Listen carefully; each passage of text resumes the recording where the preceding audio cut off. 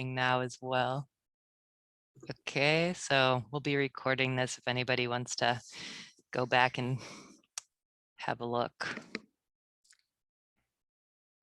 All right, it looks like it is 12:30. So hello and welcome to the Bridging Research and Practice Conference. I'm Kathleen and I'm with Share. This session is Why Substance Use and Mental Health Peers Need a Meaningful Community. And we have Thomasina Borkman. Thomasina is the Thomasina studies peer-run groups as Professor of Sociology Emerita at George Mason University, as affiliate scientist at Alcohol Research Group and in retirement. She also has lived experience in peer support and recovery. Like I said, this is being recorded, so you'll be able to go back and listen in. If you have any questions or technical problems, please send me a private message and I can help you. At the end of the presentation, there'll be time for questions. If you have questions throughout, you can type them into the chat or send them to me directly. We do ask that you try to leave your questions until the end. There'll be a time for that. And I will let you take it away. Thomasina, thank you so much. Okay, thank you. I'm delighted to be here. Hello, everyone. I think this is a wonderful conference. I have been associated with Share for a long time, and I actually am doing research periodically on Share. And my topic was kind of inspired by some of Share's concerns, which I'll get to as we go on. So why do substance use and mental health peers need a meaningful community? We're finding that the COVID pandemic has really disrupted opportunities for community. I mean, we're ending our second year, we're starting our third year of restrictions.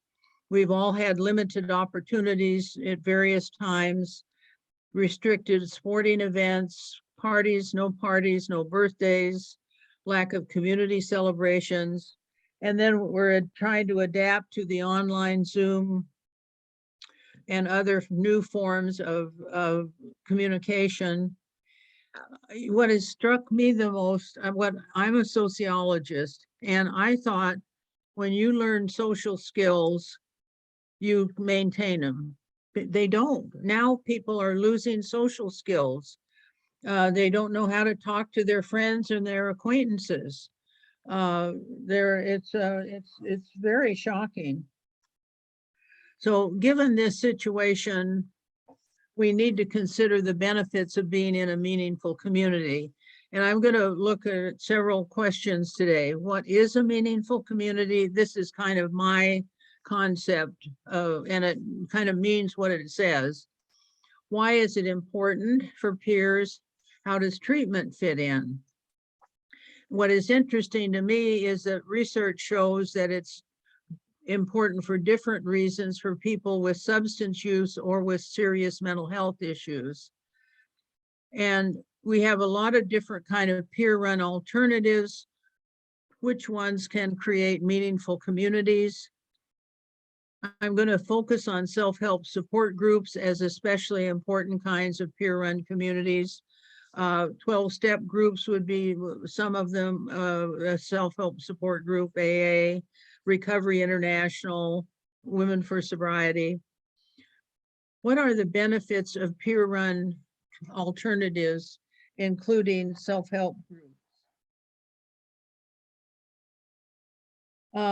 My background and credentials, I feel very lucky because I have both professional experience as a trained sociological researcher, and I also have lived experience, different kinds of lived experience, starting with a feminist consciousness raising group in 1972.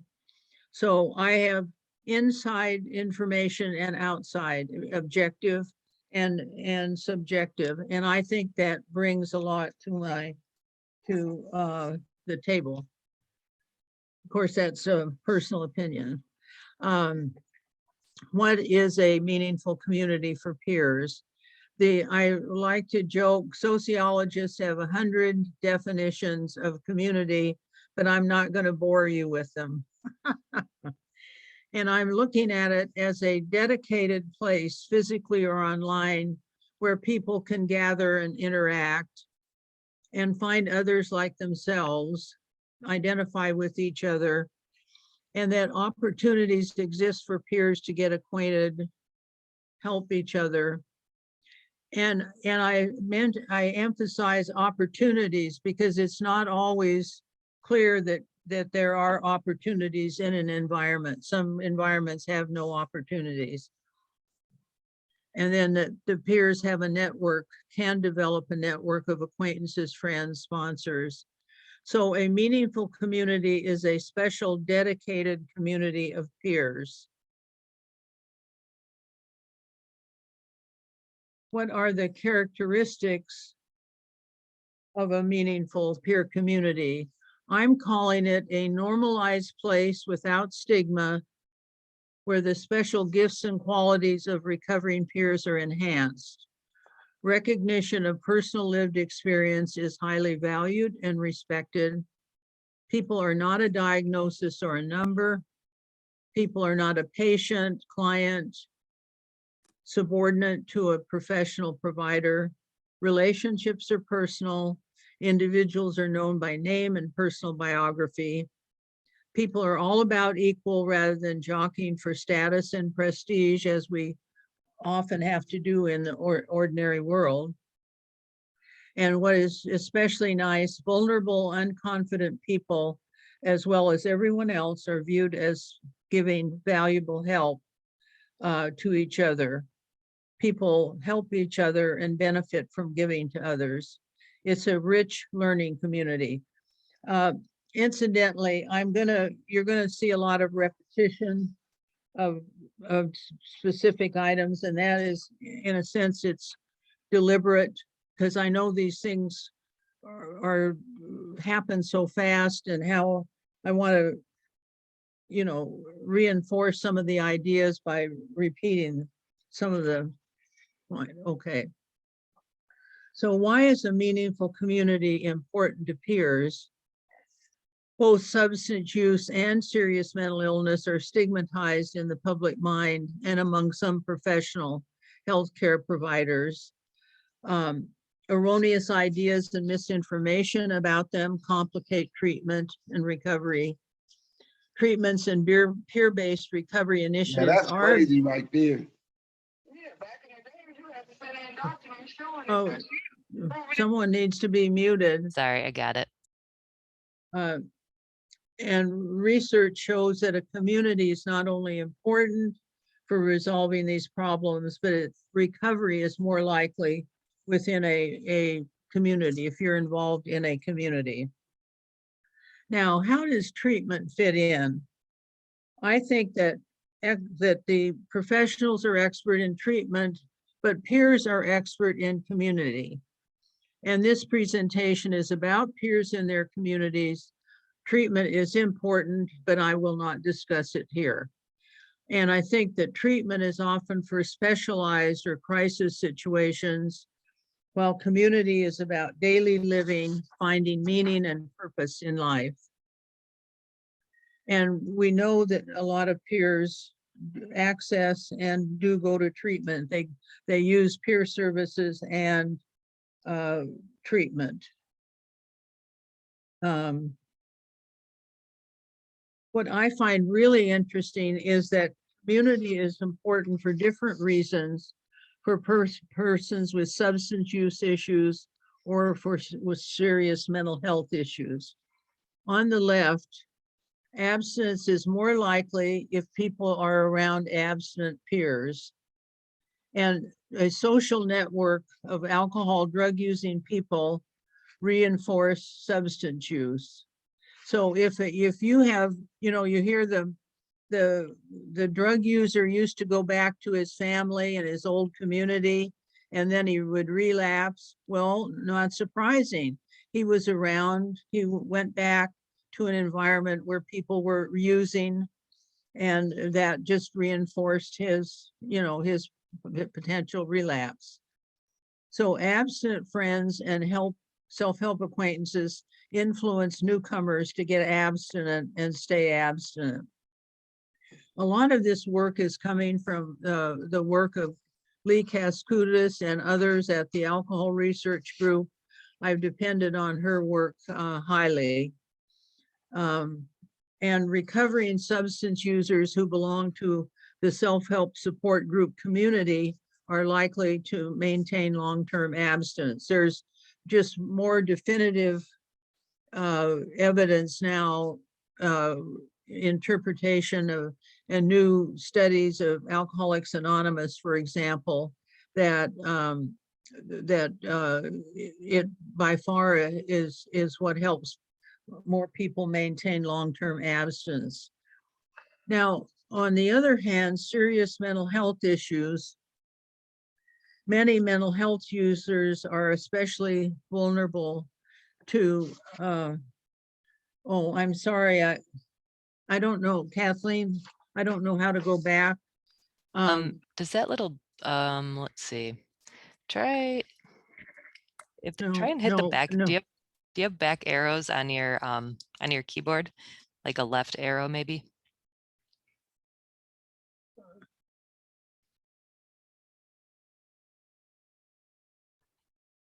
Does that work? Yep. Okay, You're yeah. moving. There Okay, you go. great. Okay, so the mental health problems they're literally prone to be socially isolated, to have few friends. I mean, that becomes like a major characteristic of their issue. And lack of positive social relationships, not having an intimate confidence, being socially isolated are literally risk factors for ill health. And I don't mean just mental health, I mean physical health, like heart disease, and for shorter lifespans. And right now, I've seen statistics that a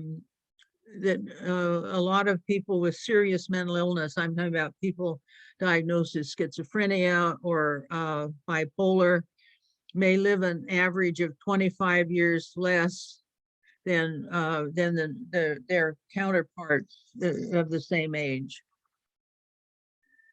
Research indicates that people engaged in mental health peer-run groups develop hope, they develop relationships, they have friendships, and other benefits that can lead to recovery.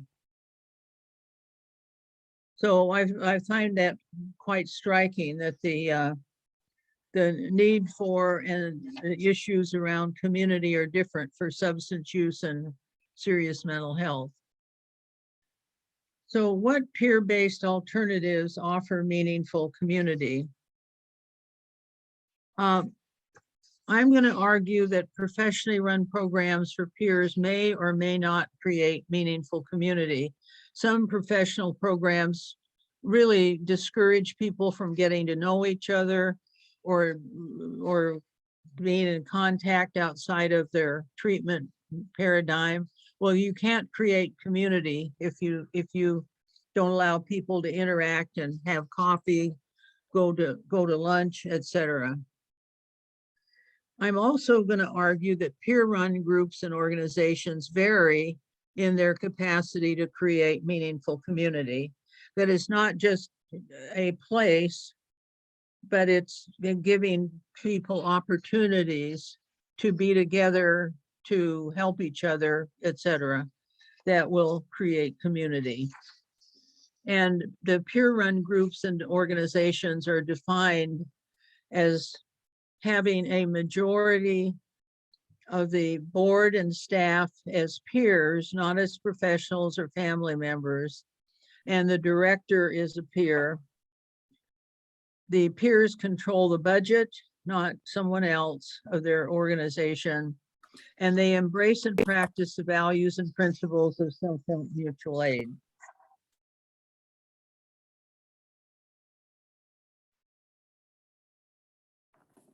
Major kinds of peer-run alternatives I'm going to talk about today are self-help support groups. There's going to be a big emphasis on that. And we have, as you know, the addiction groups of many types, the mental health groups. The Hearing Voices Network is less known in some places, and it's really important. Grow. And these are by no means all of them. They're just a few examples. And there's both addiction and mental health, Double Trouble in Recovery. I know that's in New York. I don't know whether it's extended. And I saw a newer one that's on the agenda here, Medication Assisted Recovery Anonymous. Peer run on the right, peer run wellness and recovery initiatives. There are many mental health consumer survivor organizations. I'm in Silver Spring, Maryland. We have a whole set of 20 with a network organization, and many counties have their own wellness and recovery center. Kansas also has a huge network of, like, I think 20 or over 20 that are, again, each county has its own network. I'm not familiar with that much with California. Another huge set of peer-run initiatives are recovery residences. And they have Oxford houses. Again, we had on the agenda today Ron Harvey from Bulgaria, Chicago, and then Bulgaria, talking about the Oxford houses, which started in Silver Spring, I think about 1976. And then the Sober Living Network, which is coming out of California. There are addiction recovery community centers. My nephew is in a recovery cafe in San Jose, and he was in the last session I was in. I didn't even know he was going to this, and he's some kind of a peer supporter. I lost it, Kathleen. What happened? I lost it. I lost the. I see major kinds of peer run alternatives. You're trying to get to the next one?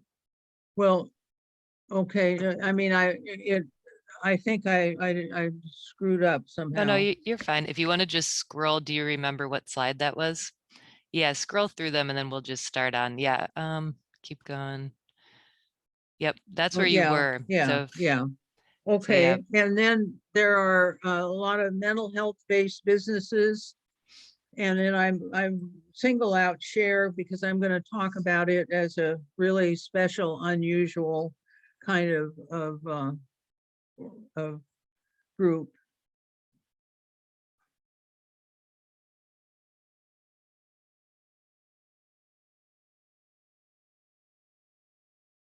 Okay, so now I think I'm back on track. Self-help groups, support groups are especially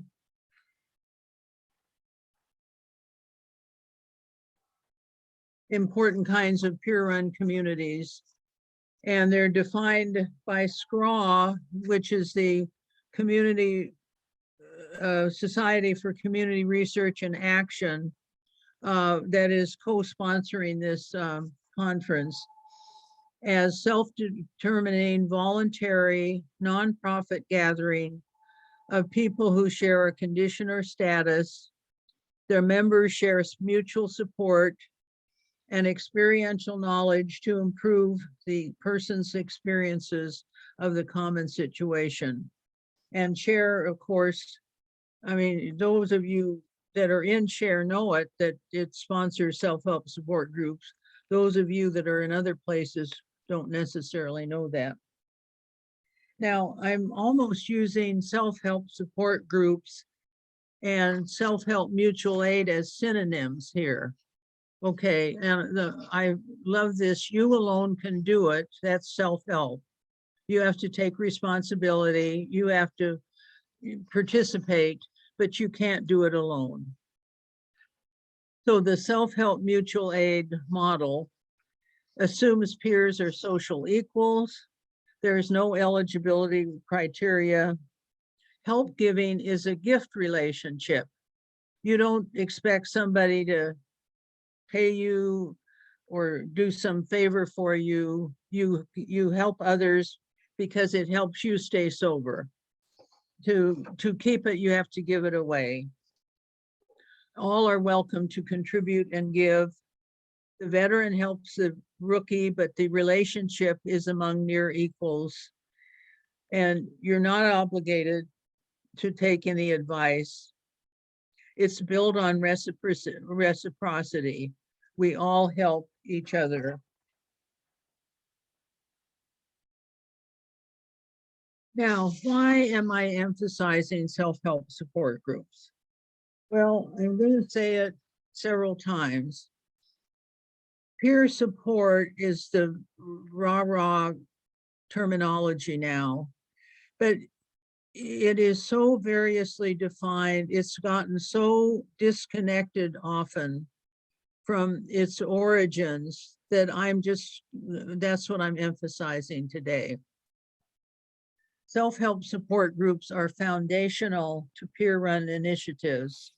And historically, I mean, yes, we've had peer support for millennium, but in the current situation, the history is usually started with Alcoholics Anonymous and with Recovery Anonymous, I mean, international for mental health, which were in the 1930s. And then we had a huge self-help mutual aid group explosion during the 60s and 70s. And the research is huge. There are so many different kinds of groups, and they all have similar values and principles and practices. They provide the most rigorous recovery methods and meaningful community. So that the key features of what a lot of us think of as peer-run initiatives were developed by self-help support groups, okay? Self-help support groups started it all. If you want to go back to the mother lode, so to speak, go to self-help support groups. And again, you're going to see repetition, as I said, but that's deliberate. So the valuing of personal lived experience as authoritative knowledge, forming egalitarian relationships for healing and recovery, creating the sharing circle of dialogic sharing, deeper and robust forms of recovery, continuous and accessible forms of help, turning victims into helpers. Now, why, again, am I singling them out from other peer-run initiatives? As I said, the whole emphasis now is on peer support, and the peer self-help support groups are becoming invisible. They're literally becoming invisible. So the terminology peer support is kind of replacing self-help support groups to a large extent.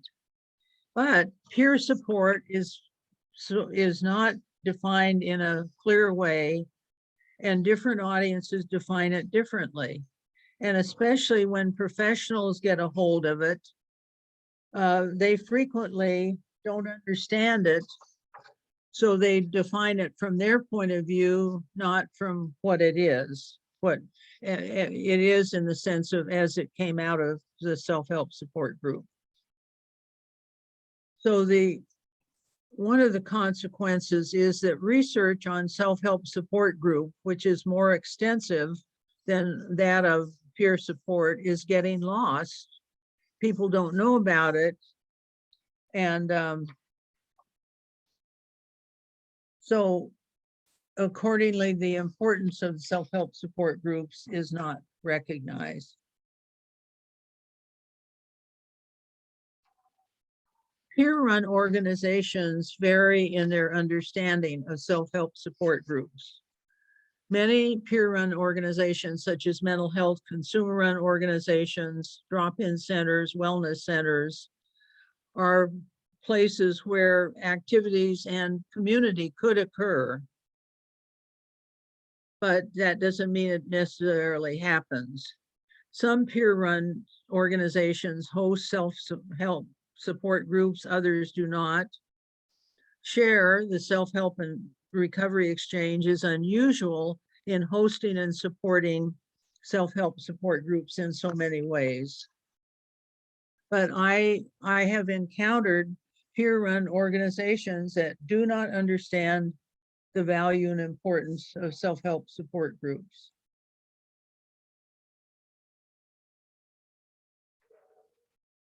So some support these groups, others do not.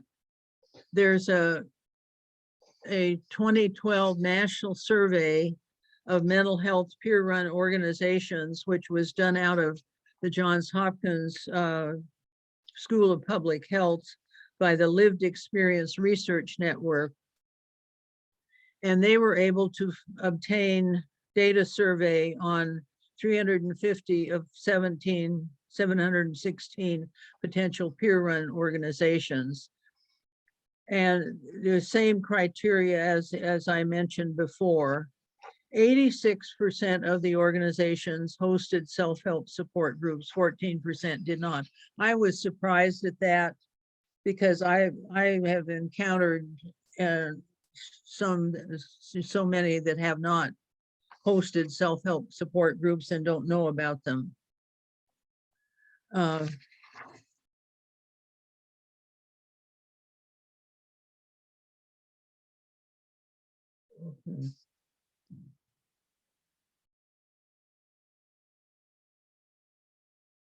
Okay, recovery residences for substance use, such as Oxford houses and the social living network, really depend on self-help support groups in their community. Oxford houses expect their residents to be in active recovery and usually by attending some self-help support group meetings. Ron Harvey, who gave the talk on Oxford houses here, who's trained at Chicago and now in Bulgaria, had a pilot study to introduce Oxford house residences to Bulgaria, and it failed because of two major factors. There was no AA and other 12-step recovery community for the recovery residences to depend upon. And I thought this was so cute. Bulgarians could not imagine living with strangers. It's not a family member, they can't imagine living with them. Chair, who is hosting this conference, is unusually supportive of self-help support groups. I've studied SHARE as a mental health consumer survivor-run organization for 12 years. I have visited, I think, 6 or 7 times. Sometimes I stay as long as 3 weeks. I observe, and I've actually stayed in their collaborative housing for several weeks. I've stayed in their respite care center, etc.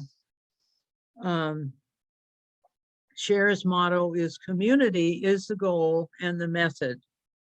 And community means engagement in a self-help support group. SHARE was founded as a volunteer peer-run group of self-help group members dissatisfied with what was available.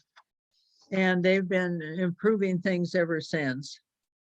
I have never seen an organization that is more completely oriented toward self-help support groups and their value. And they practice it in all different ways. Staff recruitment is based on being in active recovery, that is attending a self-help support group. They host groups in their meeting rooms. The peer toolkit encompasses the values, principles, and practices of self-help mutual aid. I describe it as a radical interaction system. But on the other extreme, some directors, staff of peer-run organizations don't understand self-help mutual aid or self-help support groups. And I've seen this in my research, and I've seen it in the literature. There are case studies of directors or staff with no knowledge of self-help support groups. And as I said, you know, as I keep iterating, the peer support is becoming so vague. Well, some of the professional programs insist on defining a peer as having received or receiving mental health services. Okay, well, there's many people that have received mental health services that would be defined as a peer that know nothing about self-help mutual aid. They know nothing about self-help support groups. So that is the source of some of the problems. And the true peer supporters assume that knowing the values, principles, and practices is an integral part of it. But I'm saying, sorry, that no longer obtains. And it's a sad situation.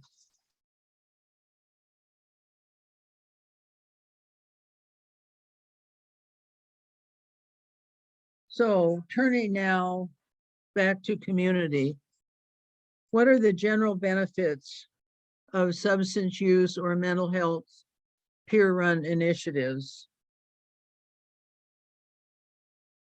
A possible community, a place to belong rather than being an other, treated as an individual, not a diagnosis. Your personal experience is valued. You can get help with problematic situations. Role models for an improved life are accessible, and also role models for what not to do. People leave out the negative role models, but I think they're as important. And a safe place to experiment with new behavior, and if you fail, try again. The individual controls the kind of changes he, she, or they want to try. And help is available much of the time and is easily accessible and is less expensive.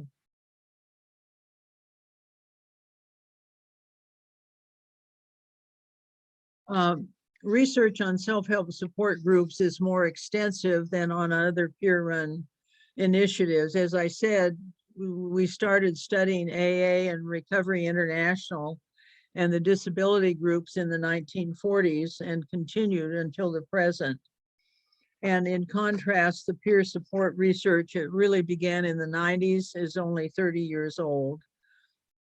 I spent a year and a half reviewing the research on self-help support groups and published a book, and it's a double issue of a journal, Voluntaristics Review, in 2020. So a lot of this work that I'm telling you today is coming from that book and that work that I've been doing. So looking specifically at self-help support groups, I'm going to show you some of the findings, and I want to emphasize that the findings about participating in self-help support group are different than in a peer support, just going to a wellness center. There have been major compilations of research in the US and internationally. One is the SCRAW that is hosting this research, and another is an international team. And I'm using those as guidelines.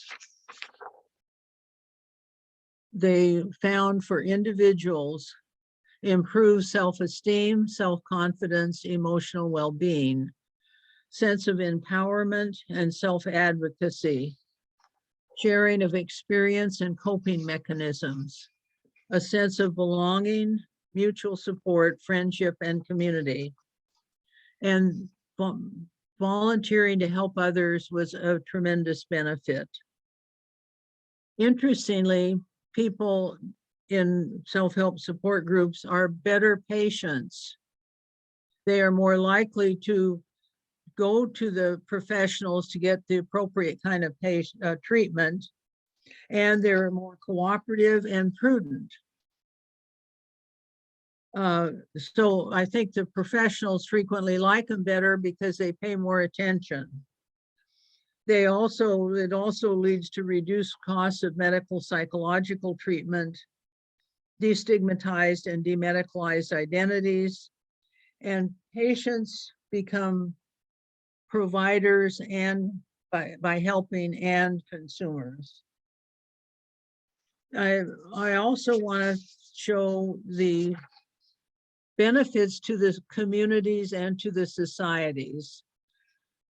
We have destigmatized, demedicalized identities in mental health, grieving, and substance use disorders, thanks to self-help support groups.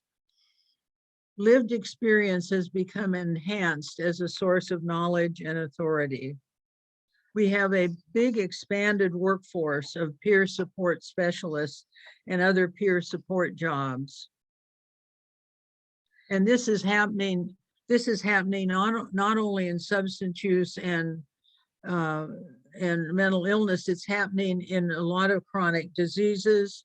The chronic pain presentation at this conference talked about the Veterans Affairs having peer specialists that are now required by law. The Veterans Administration has a legal obligation to use peer specialists.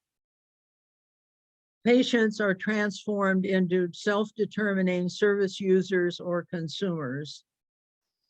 Self-determining service users live more independently, which reduces costs of hospitalization and other healthcare expenses. And the self-help support groups and many other peer support critique and influence professional practices and services.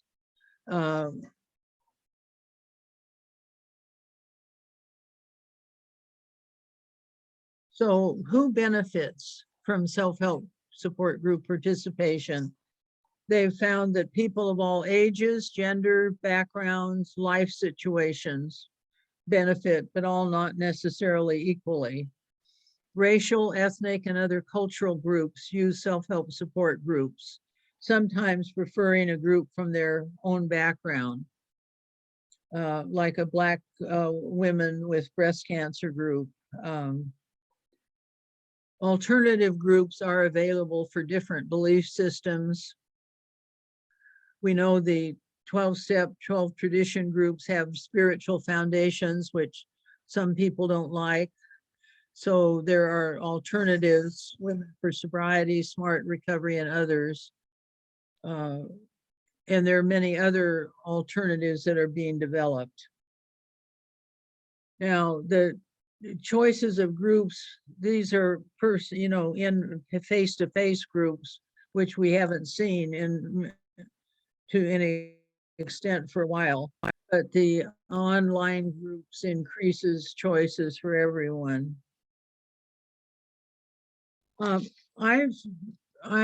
think that self-help support groups are a major force for recovery and transformation of identity. There are deep and robust methods of recovery, like in Recovery International, the 12 steps in the different 12-step groups.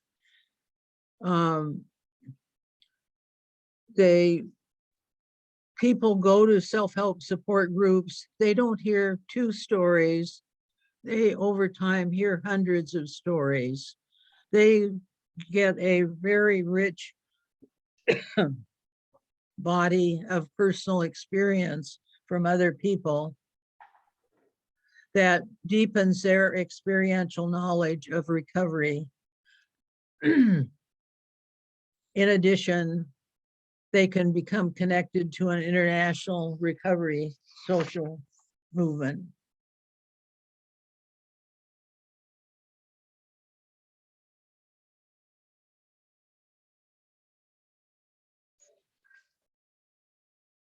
Okay, in conclusion,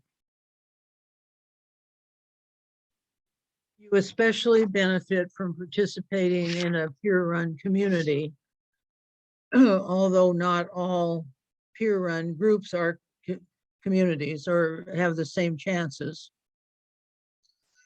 because they vary in their understanding and support of self-help mutual aid and of self-help support groups. But you do have many benefits just from participating in a peer-run community. Participating in a self-help support group usually leads to more recovery than other peer-run alternatives. And the importance of self-help support groups and other peer-run initiatives for recovery is emphasized. Thank you. Oh, should I do this for the record, Kathleen? Because I have I think I have 5 pages of reference. This is That's fine. Yeah, and you're welcome to, if you want to email me the slideshow, if you care to share that with others, we can. Oh, I would definitely. Yeah. Great. Okay, I'll send you my email address. Okay. And then, yeah, if there are questions, we have a little bit of time left. If you want to just raise your virtual hand, if you have any questions. Or you want to feel free to type them in the chat if you don't want to speak, and I can read them for you.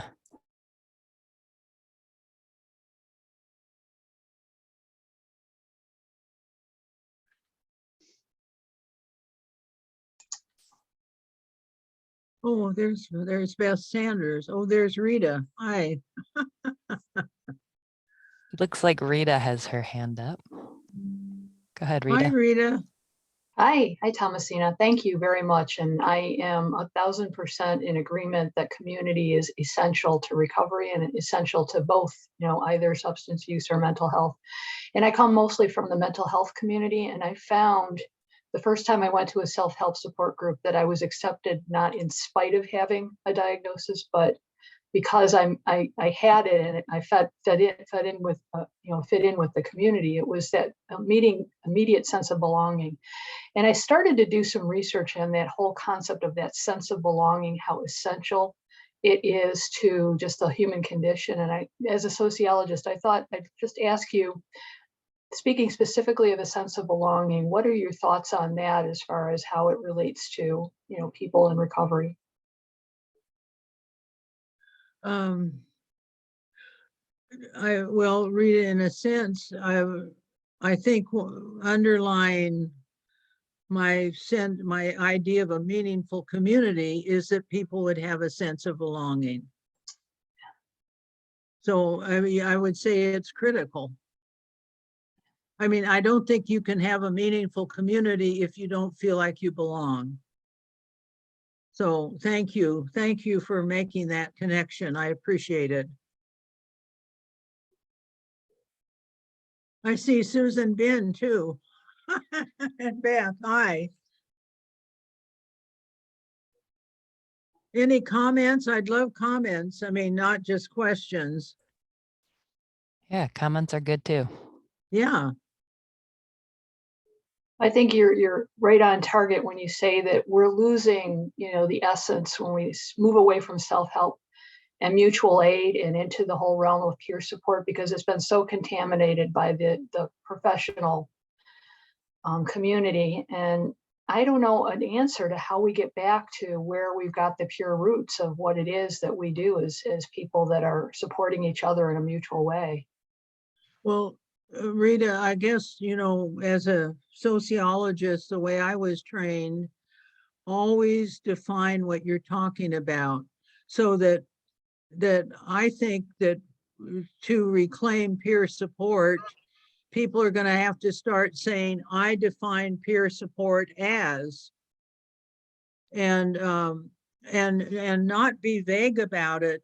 I mean, the assumption that the principles of self-help mutual aid are embedded in peer support. People in peer support know that, but professionals don't know it, so it becomes disconnected. So I think that one, it's not a perfect answer, but a beginning is, let's start really carefully defining what we're talking about. What are we insisting on? I've had several. I did a study of a network of mental health consumer survivor organizations. And in choosing the sample, the director of the network tried to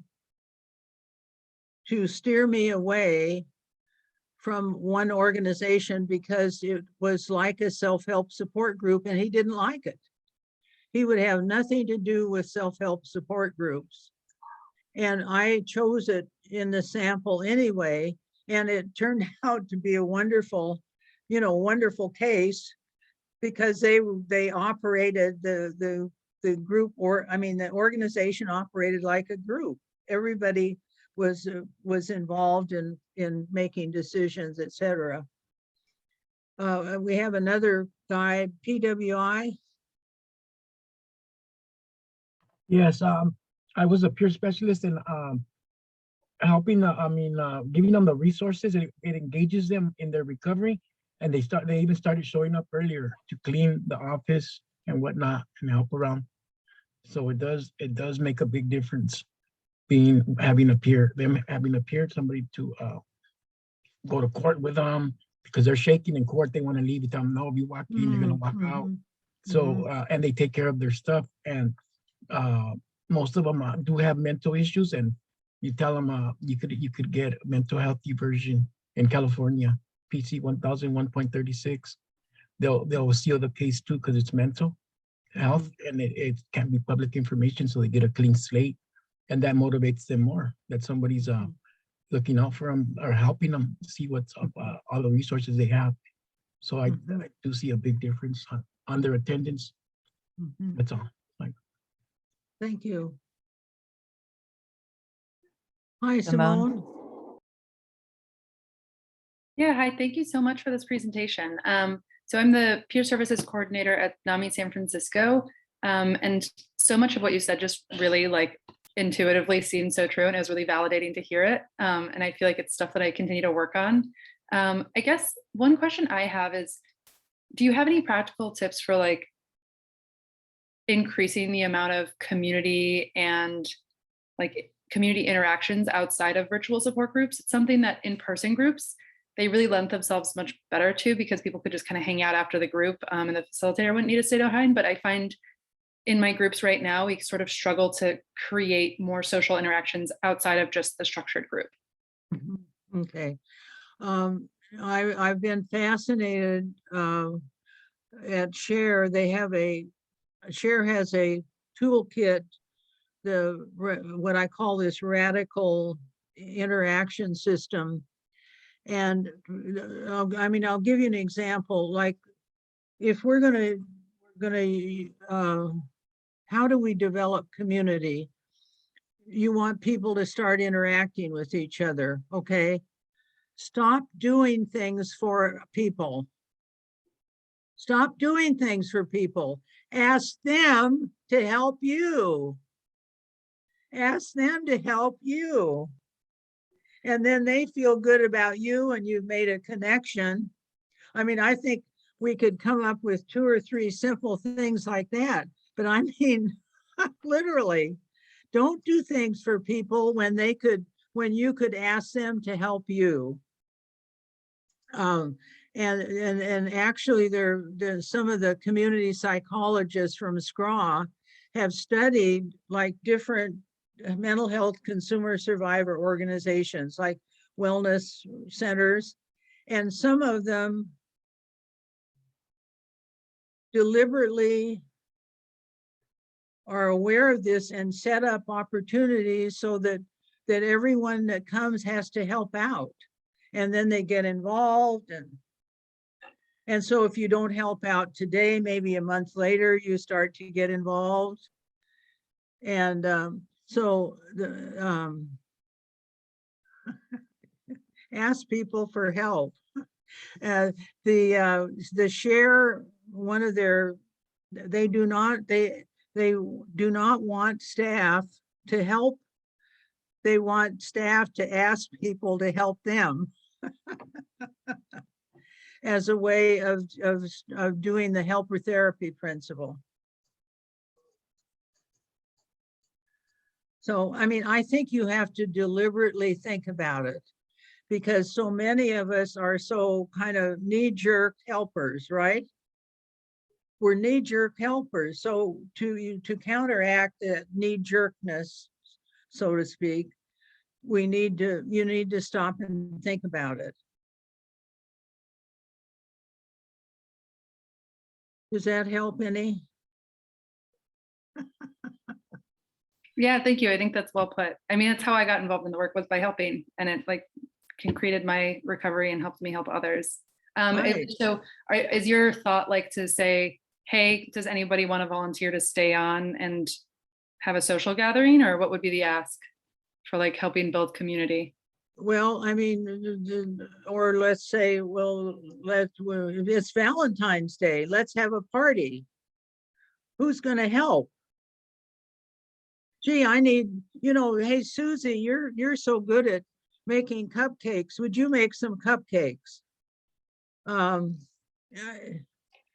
John, you were doing the repair of the woodwork. Would you help us with this or whatever, So in volunteering, they've found the research shows that it is not very effective to ask people, would you help out? If you say, Susie, would you make cupcakes? When she was good at making cupcakes, that works a lot better. So to ask people for specific help. And I mean, we've all had the experience of, you want to help someone, but you say, well, can I help you? Well, that's so general and vague. I mean,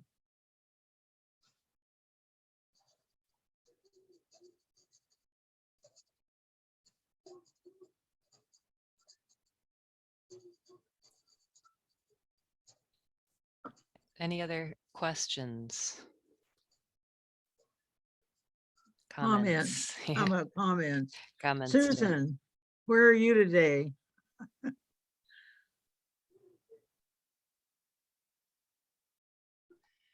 Oh, Thomasina, one of the things when I was thinking about, one of the things that was really helpful was identifying in groups, in self-help, in my case, for example, but in other situations, like in my support group for cancer, the identity helped build some of that.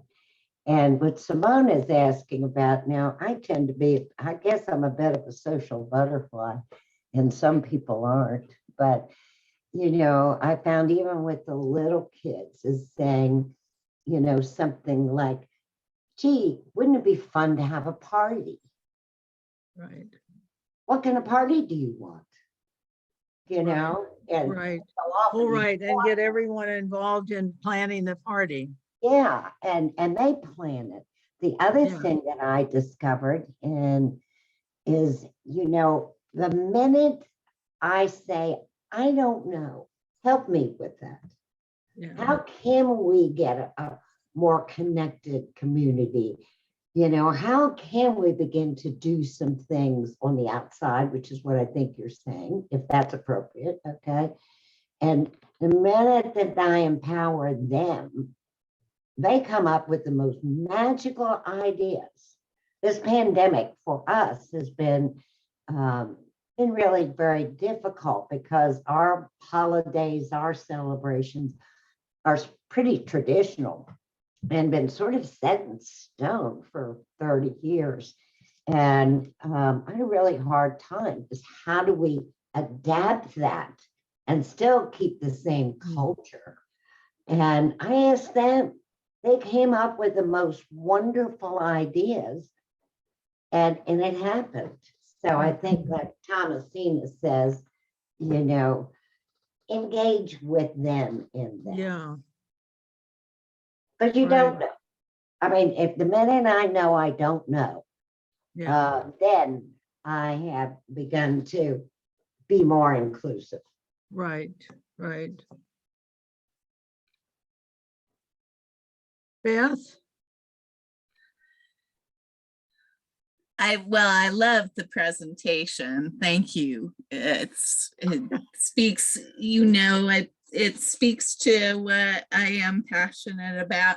I do have a question though that just came to me, and how the information you presented, has it altered in any way as a result of Zoom? I mean, what do you think about community development online? And are there differences with substance use disorder in that regard as opposed to mental health?